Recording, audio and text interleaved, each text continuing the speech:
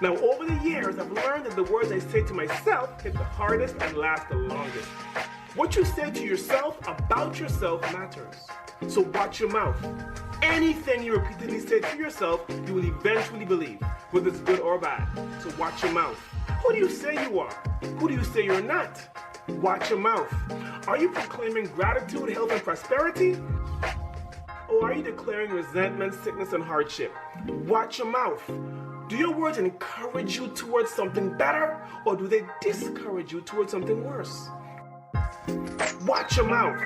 Train yourself to analyze every word that bubbles up inside of you. Your thoughts become your words, and then your words become your actions. So if you want to change your actions, you must change your words. And to change your words, you must change your thoughts. Now here's the key. If you're serious about changing your thoughts, the most powerful way to do that is to change what you say to yourself. Got a winner here. Anything you repeatedly say to yourself, you will eventually believe, whether it's good or bad. So watch your mouth. Who do you say you are? Who do you say you're not? Watch your mouth. Now here's the key. If you're serious about changing your thoughts, the most powerful way to do that is to change what you say to yourself.